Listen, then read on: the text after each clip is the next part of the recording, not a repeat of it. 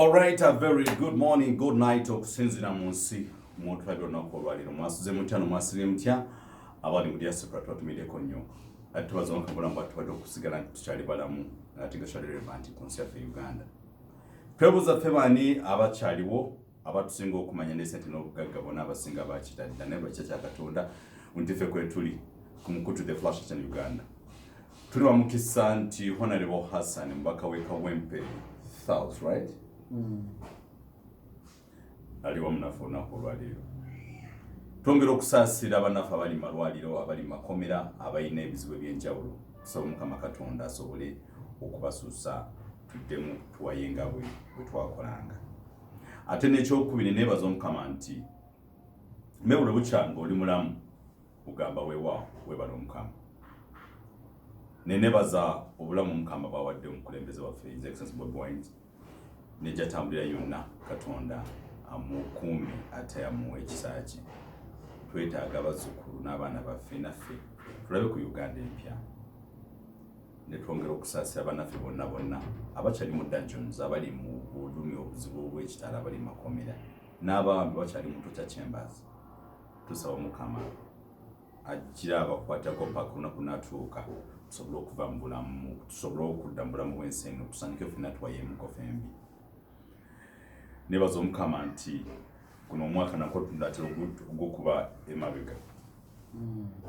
So wali bwe luti bwe bampamba nange nawezezza omwaka olunaku olwaleero abakuwambi era nebaza Omukama nti ekyennaku nti omwaka oguwezezza nga ebikolwa ebyokuwamba abantu bikyagenda mu maaso. Ekisinga okuba ekyennaku nti osanga wandibadde nti omwaka ogenza okuwera ng'ebikolwa ebyo byakoma naye bigenda bugenzi mu maaso, abantu bakyawambibwa. Abatuwuliriza n'okutulaba tannaye mbalamusiza nnyo. Nimbeebaza okwekumiranga ku mukutu guno buli kiseera obutavaako. Oluusi tubeera n'ebye tukwasaganya nga bingi kubanga Museveni atukyankalanya sayidi eno n'eno egamba n'obulwako n'obwekyusizo. Lunaku lumu nagambako omukwano gwange singa nti omanyi the daily life eriwo oli nagambako omukwano gwange singa oli agenda nakugamba nti obadde okimanyi nti oli abyogera byali riyo nti waliwo omusajja awuuba omwana w'omuntu n'amuuba eno n'amuzza eno mukyala agenda kuva gyali yonna ng'amaanyi agatambula talina nga bamuuba wuubi. Mu kino kikyentegeeza Museveni singa yali omusajja awuuba bwe batyo awutuwuubi. So ebitukwata biba bingi. Njagala nnyo okubeeranga wano okulaba nga tutuusa eddoboozi lyaffe eri abantu mu Uganda n'okwetooloola ensi yonna. Naye olw'ebyo ebintu bitukuttemu ensonga lwaki mbawo okujja, naye njagala okubeebaza okwekumiranga ku mukutu guno buli kiseera, omukutu ogw'enkyukakyuka, omukutu ogwagala okulaba nga ddala tutuuka mu Uganda empya.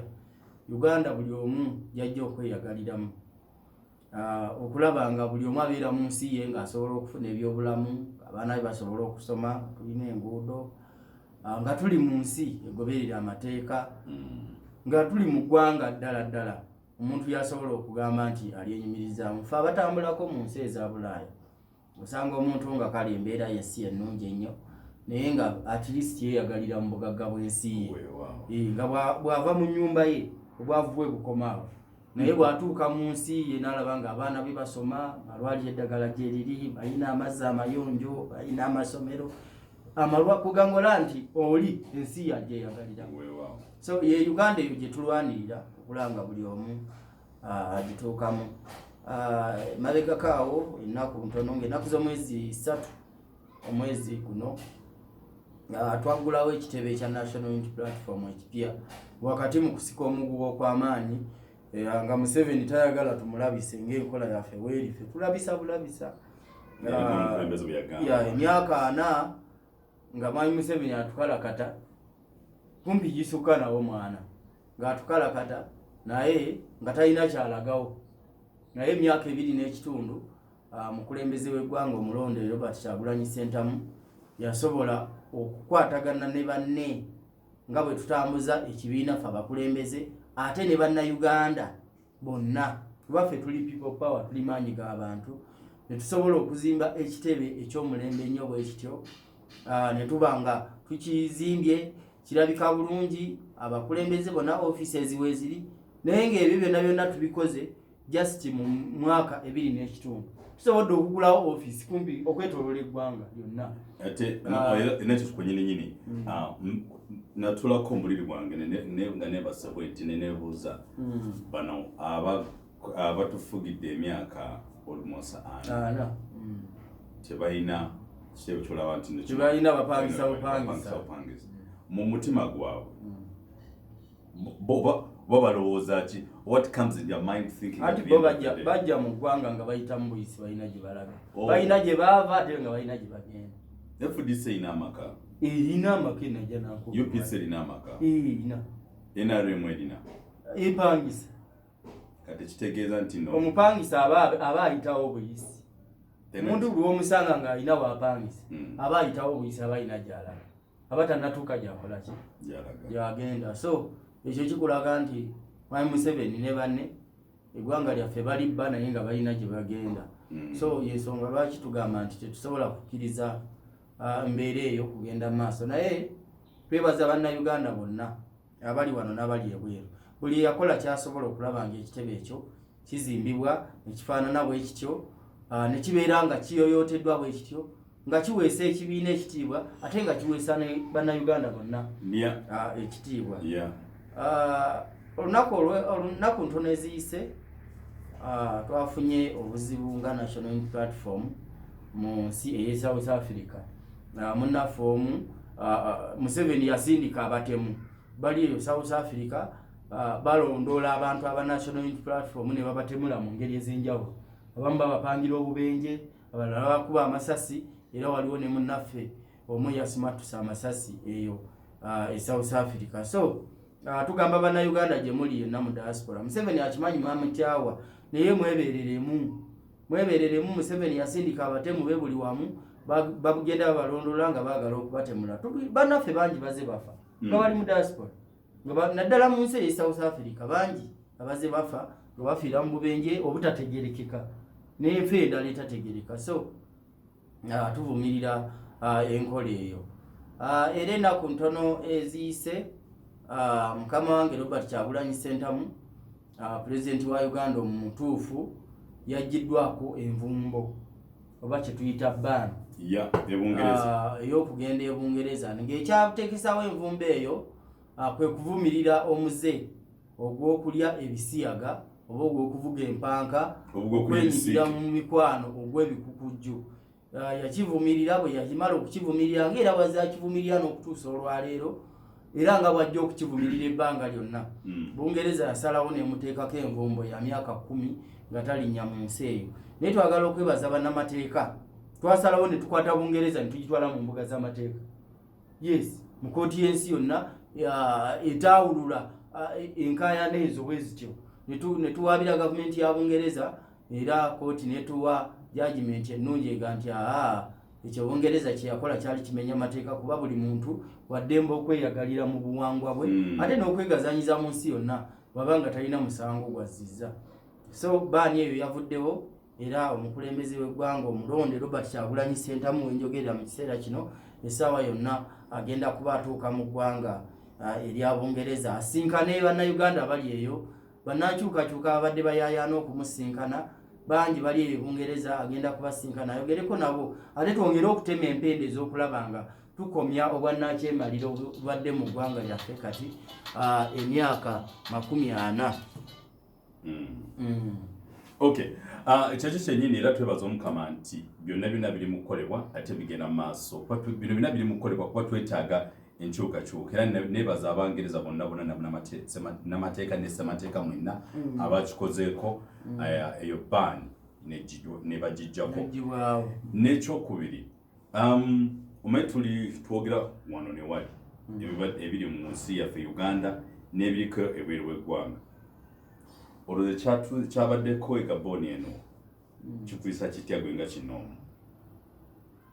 twetaaga tukirelating tukigere kaboni tukikomya newaka kuba mulimu abantu abaswala n'abataswala mulimu abaswaza nabo ne kugamba nova mu kuswala ate n'oswaza buswaza abakulaba mbu 2026 omukulu n'akomawo Museveni takyaswala aswaza buswaza ate ffe tetwagala nnyo kwogera nnyo ku 2026 kumuteekako birowoozo byaffe kubanga ffe tukyafokasinze ku 2020 kyoba olaba nti abantu bawambibwa n'okutuusa olwaleero bawambibwa lwakalulu aka 2020 ketukyabanjaliza tisizaako kubanga tukimanyi nti pulezidenti wa Uganda omulonde Robert Kyagulanyi Ssentamu yawangula akalulu ka 2020 so tukyali mu kalulu aka 2020 mpaka results ezo tujja kuzibanja oba 25 oba 2 meka tujja kusigala nga tubanja results tubanje zine 2020 yes tulino zibanja bwetufuna bannayuganda batuwa mandate nga tuteekateeka okulonda yes ye president Robert Kyagulanyi Ssentamu yalina okuteekateeka okulonda kuba bannayuganda gwe bawa mandate y'emyaka 5 so bwegiggwako yenyini yajja okutubuulira tuddayo mu kalulu oba tetuddayo yalina okusalawo yes kubanga bannayuganda mandate gwe bagiwa His Excellency Robert Kyagulanyi Ssentamu ng'ennaku z'omwezi 14 January 2021 bannayuganda bakkira obubookisi wakati mu tiyagasi wakati mu masasi wakati mu kuttibwa wakati mu kuwambibwa wakati mu kukolebwako effujjo lyonna naye bannayuganda ne bakkiriza ne bagenda mu kabokisi mu mbeera eyo ne balonda Robert Kyagulanyi Ssentamu nga pulezidenti waabwe so ekisanja kikyatambula wakati wadde nga Mwami Museveni yakozesa emmundu n'awamba obuyinza bw'abantu naye tukyadimandinga obuyinza obwo bwe baamuwa Robert Kyagulanyi Ssentamu pulezidenti 2021 kubanga bannayuganda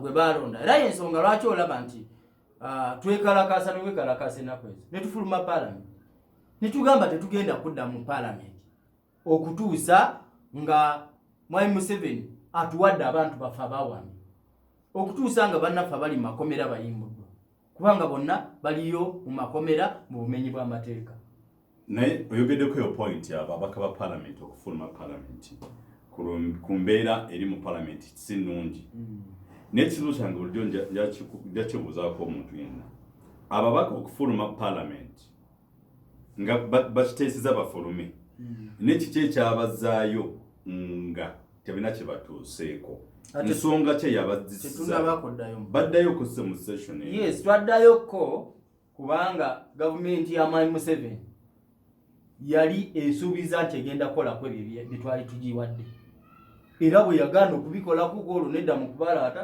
nitugamba katuddemu tufulume kubanga paalamenti y'abantu eweereza bantu be bagironda kati wabeera nga abantu babula bawambibwa battibwa bali makomera bavundira eyo famire z'abantu ziri mu kubonaabona bannayuganda babonaabona kiki ekiba kitutwala mu paalamenti eyo tekiriiwo so Mwami Masasi Mpuuga Nsamba Honorable Masasi Mpuuga Nsamba akuli oluvuganya gavumenti mu paalamenti yatutegeezezza nti gavumenti yakkiriza nti egenda kunoonya abantu baffe ebaleete so bwe naabeereze mu kubala tujja kuddayo batubuulire bagenda banoonya bati bwe banaatubulira nti kati twetegese tugenda kuba buli engeri gye tugenda okubanoonyamu abantu bamwe tumabaddizi tujja kuddayo naye era bwe tunaddayo ne babeeramu eyo embeera ey'okubalaata tujja kuba tetusobola kuddawa nga amakulu gaakyo bakkiriza be bawamba yes so kakati obadde oyogera ku Gaboni gavumenti nnyingi zize ziwambibwa wano ku lukalu lwa Africa ebiseera ebisinga abantu be baleeta gavumenti okuwambibwa nga bajja beekalakaasa gavumenti ezo ne bazisuula ekyo twakiraba e Libya 2011 gavumenti ya Gaddafi yawambibwa abantu bagisuula abantu bajja ku nguudo ne beekalakaasa kuba Gaddafi yali yagamba nti akapapula tekamujja mu buyinza abantu ne bamugamba kale oba akapapula tekakujjamu ffe katujje tukole ki tukujjemu 2011 gavumenti ya Gaddafi neegwa omwaka ogwaddako 2012 gavumenti ya Ben Ali neegwa Tunisia era abantu be bagisuula ne gavumenti endala nnyingi zizze zigwa nga bwalabye ekyabadde Gaboni ekyali e Sudan wangi ne Misiri yennyini government bagisuula neva mu buyinza naye ekisinga okwenyamiza mu bintu bino nti abantu bamala okusuula gavumenti neegwa mu mbeera eyo ensi etabanguka. Twakiraba Yemen abayeekera abahoose kati be bafuga gavumenti ya Yemen abayeekera naye nga kyaba mu bantu kwekalakaasa ne beekalakaasa bwe bamala okwekalakaasa ne basuula gavumenti omuyeekera n'agikwatamu yafuna chance eyo okitegeera yakifuna chance olw'abantu okujja ne beekalakaasa ne basuula gavumenti. Kati bamala okusuula gavumenti ya Yemen, Abdallah Saleh yali akulembera gavumenti ya Yemen n'okumutta ne bamutira mu kibuga ekikulu sana. Njukira nnyonyi yamutta. Abdallah Saleh yakulembera Yemen n'agifuga ku mutumu gw'emundu emyaka 30 bamutira mu kibuga Kampala ekye Yemen. Kampala we Yemen mwe batira Abdallah Saleh yali abafuze emyaka ameka 30. Nsi n'etabanguka. Kati weebuuze Abdallah Saleh emyaka 3 gye yafugira Yemen yamugasa ki? Era bannansi ba Yemen baafunamu ki? Tebalina kye baafunamu kubanga yawunzika ensi agitabangudde. Kati abayeekera munsonyiweko abayeekera abahuuzi kati be bafuga gavumenti ya Yemen. Mu Uganda kitegeeza ki? So ekyo kitegeeza nti gavumenti buli bannansi bwe bagisindikiriza okugenda n'egenda lwampaka eggwa ensi yetematemamu. Kyobola bantu ffe tusindikiriza Mwami Museveni agende naye nga tuyita mu makubo ago agali mu mateeka naye nekkubo ery'okwekalakaasa liri mu mateeka. Era tusobola okwekalakaasa gavumenti ya Museveni ne tugisuula kubanga kikkirizibwa mu mateeka. Era kye tuliko tuli mukunga bantu tukunga bannayuganda baveeyo beekalakaase gavumenti ya Museveni egwe kubanga tekyasobola kubeerawo. Honorable mu kino kyenjagako okutegeeza nti amateeka mulimu ensi amateeka mwe gakolera naye nga mu Uganda tebalina respect of any law.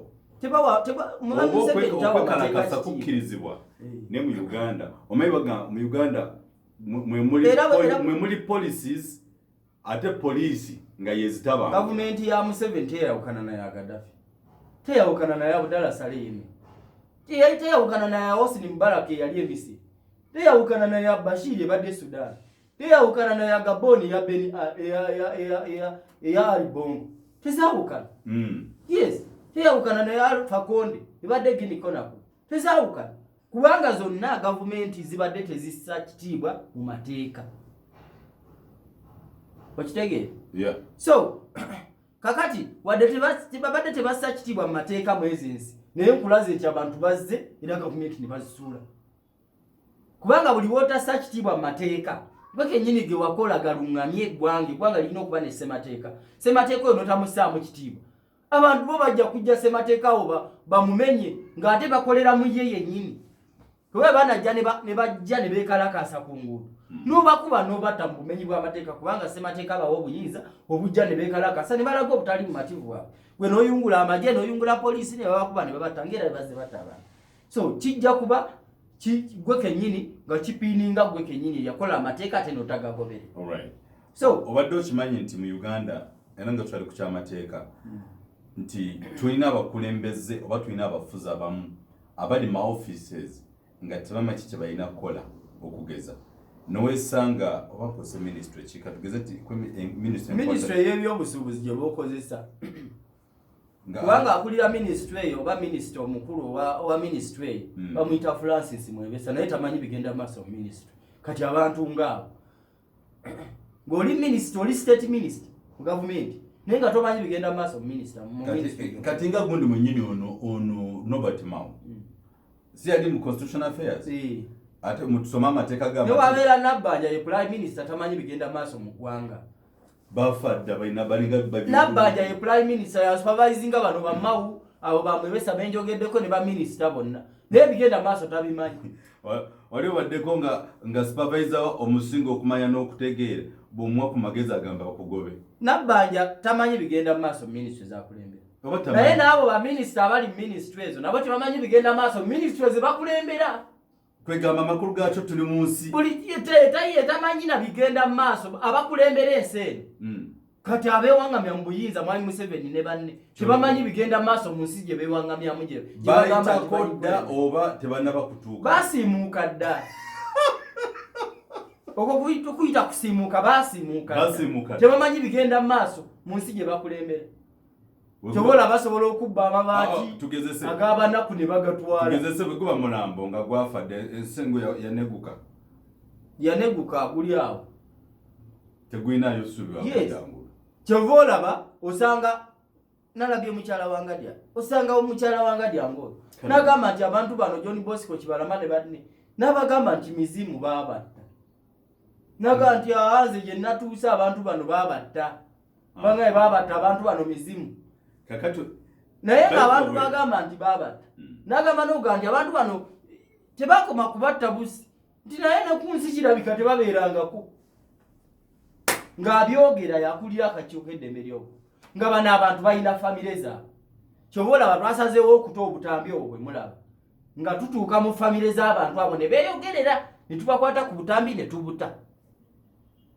mukyala Kibalama n'ayogera mukyala Kanata Muhammad n'ayogera abasemuddu Maiko ne boogera abantu Wangolo Shafiki ne boogera abamubiru Hassan ne boogera abakawenja Mbabazi Moses yali amanyiddwa ennyo nga Kawenja ne boogera abantu bonna tugenda tubakyalira mu bitundu byabwe nga famire zaabwe zoogera naye n'ovaayo n'ogamba nti bano abantu ne ku nsi tebabeerako n'ogamba nti gwe Wangadya omutwe gwe guba teguliko katuli ku mutwe awo engambira bwentona lyokankubulire nze nsaba Mukama Katonda era essala yange Katonda nkusaba essala yange egamba bweti mbadde nsaba oba mufaadha oba basheeki bonna nga bwe tuziika abantu abo abafa bonna baleme kubagamba ekigambo eki nti bawumule emirembe nedda mbadde nsaba Mukama Katonda tuyambe omuntu gw'otemudde tasobola kuwumula nanti ze kyensaba bwe ngamba bwe nti nsaba emizimu gy'abano abantu afuga Uganda baba ayita saidi zaabo ng'ayitawo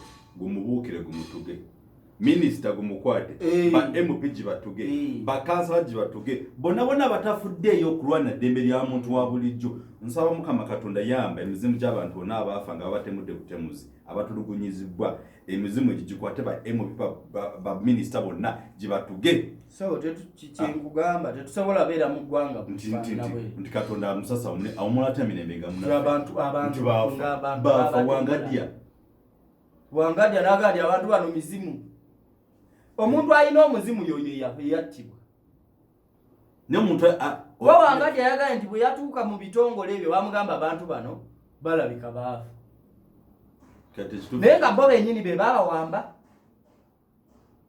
naye ng'ekyokubata tosobola kugamba nti kyoba olaba nti no wetwadde tugulawo ekitebe kyaffe twakutta abantu bonna abazze batemulwa ne tubateeka mu kitebe ekyo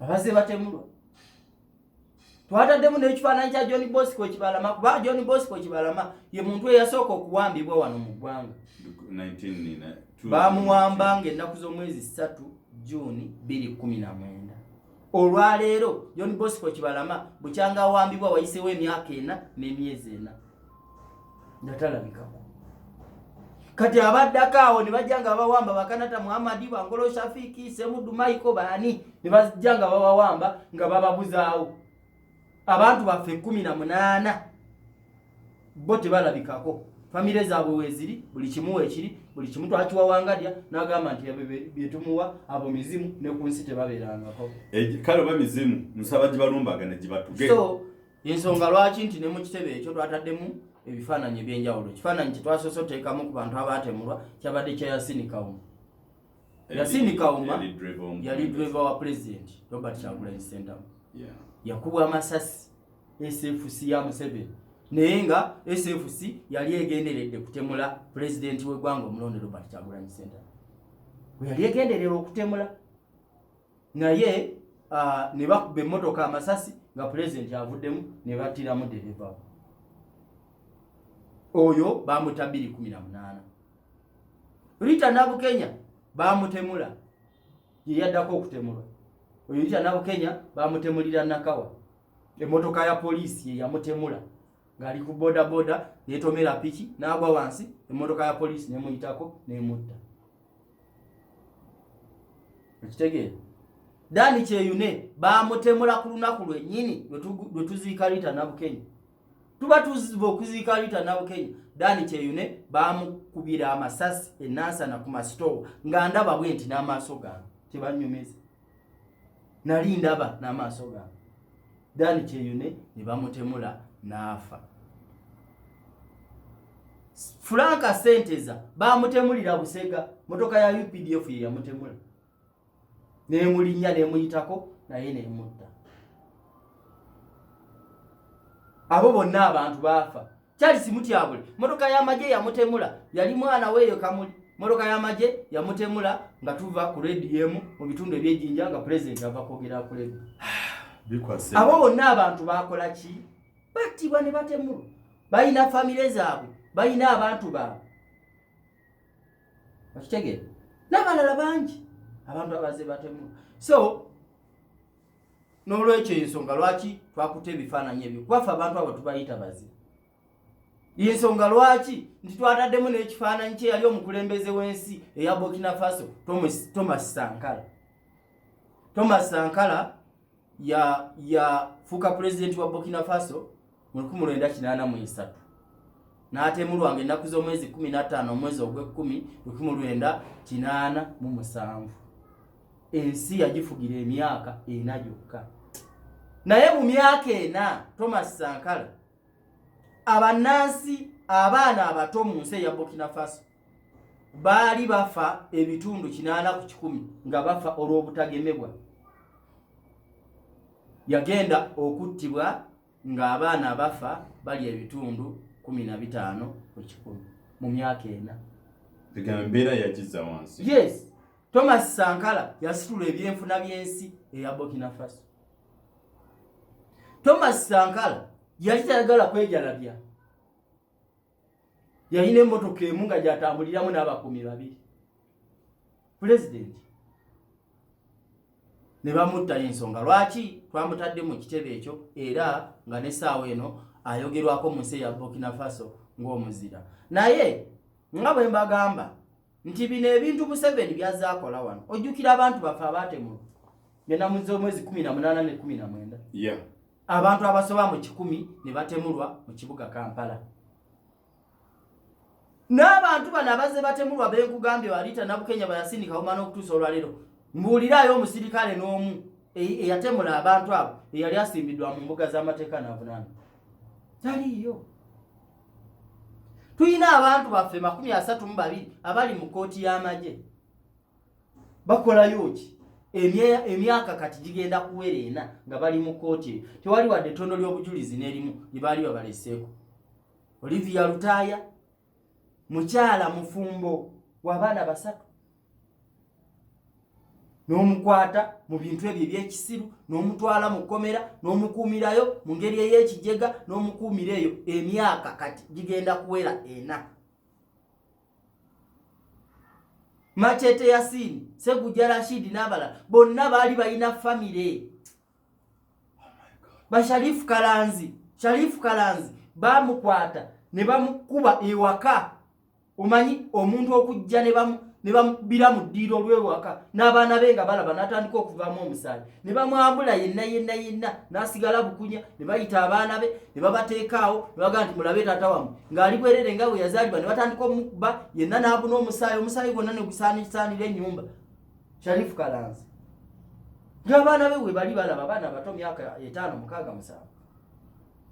Ne bamutwala nakati omu ku bali mu kooti y'amagye tewali wadde ttondo ly'obujulizi libaali babaleseeko teba bavunaana omusango bwe. Wala bateekako bisango musimanya batujju simanya bayeekera simanya baki. Omuntu ni waba ayina omusango oba azizza musango kikaaki mumuleeteko obujulizi. Mbuga z'amateeka zina. Yes. Naye ne kooti gye babateeka mu kooti eriwo mu bumenyi bw'amateeka babateeka mu kangalu kooti. Kati kugenda kuwera omwaka mulamba okuva lwe twagenda mu kooti etaputa ssemateeka n'etuwa ensala. Nga 15 Desemba 2022 kooti ya ssemateeka yatuwa ensala n'egamba nti eyo kooti y'amagye terina buyinza wadde n'akamu kukozesa abantu abo. Era n'egamba nti eyo kooti y'amagye eriwo mu bumenyi bw'amateeka. nitukwata ensala eyo netugisavinga mu kooti y'amagye batugamba nti ffe twajulidde Ssaabawolereza wa gavumenti nti yajulidde n'olwekyo bwe yateekayo okujulira kwe kooti ensukkulumu tekuwuliranga nakati tukyali awo abantu abo ne tuvuga kale oba musazeewo okubawozesa mu bumenyi bw'amateeka mubaleeteko obujulizi n'okutuusa kati buliwo. Katonda abeere naffe. Tulina abantu baffe Umalumagala ne banne abalala 10. Umalumagala ne banne abalala 10. Kuliko abakyala 2 balina abaami balina abaana balina famire zaabwe ne bana abaami bonna abalala 9 bonna balina abakyala balina abaana. Mubatadde mu kooti awe nabweru nga mugamba nti mwabakwata n'ebintu ebikola bomu naye n'essaawa eno bagamba bakyanoonyereza. Ate munoonyereza ki nga obujulizi mwabakwata nabo? Lwaki ebyo ebintu ebikola bomu temubireeta ne mubiraga kooti? Kooti nebawa ekibonerezo. Kubanga ffenna twagala omumenyi w'amateeka asimbyewo mu mbuga z'amateeka avunaanibwe. Naye nga abantu bwe mubatwala mu kooti ne mubakwata ne mubateekako ebisango sanga ebyo. Kubanga lwaki mbiyita ebisango sanga? Kuba tebibaako obujulizi. Ssemateeka akirambika bulungi nti omuntu bw'omukwata Article 2:8 bw'okwata omuntu mutwale mu kooti muleeteko obujulizi omuwozese mu bwangu obujulizi bubeerewo omusibe oba omwejjereze. Kubanga ssemateeka akirambika bulungi nti omuntu tabeera na musango okutuuka nga obujulizi bumuleeteddwako ne bumuluma. Nanti kakati kiri mu Uganda. Naye tulina n'abantu abakwatibwa ku kamera nga bakuba amasasi abantu. Ng'ense balaba. Nga babatta kamera nga weeziri. Ebyo obutambi obwo tubulina. Nga batta abantu. Naye abantu abo lwaki bo tebatwalibwa mu mbuga z'amateeka ne bavunaanibwa? Olina article gy'ova okwogereza Article 2:8 egamba nti omuntu aba innocent paka nga bamaze mumusalira musango. Yes. Omulamuzi akakasizza nti ddala alina omusango kusinziira ku bujulizi bwe baba bumuleese. Nanti kakati mu Uganda constitution ya Uganda yegamba bweti omuntu asooka kumukuba ne bamutulugunya ne bamunoonyerezaako. Nanti ya Uganda bwegamba. Ya Uganda bwekola. No, bino ssemateeka wa Uganda si bwagamba. Ssemateeka wa Uganda aga nti omuntu yenna atulugunyiziddwa n'aleetebwa mu kooti ng'atulugunyiziddwa kooti erina kumwejjereza bwejjereza. Nanti kati ya Uganda eri vice versa. No, teri vice versa. Bano be bamenyi b'amateeka. Mulimu abamenyi b'amateeka. Constitution eno ya ggwanga. Si ya Museveni, si ya Nabbanja, si ya ani. Naye bavoola ssemateeka ne bakola ebyo eby'amateeka. Tukkiriziganye ffenna nti baayitako dda. Bye basoma batyoboola ssemateeka. Bwe basoma kuno kulinnyirira ddembe ly'obuntu. Kankolage. Kyova olaba sokoleke. America yatugobye mu mukago ogwagoba. Era kati omanyi lwaki yatugobyeyo? Bakulinnyirira ddembe lya buntu. Nga America egamba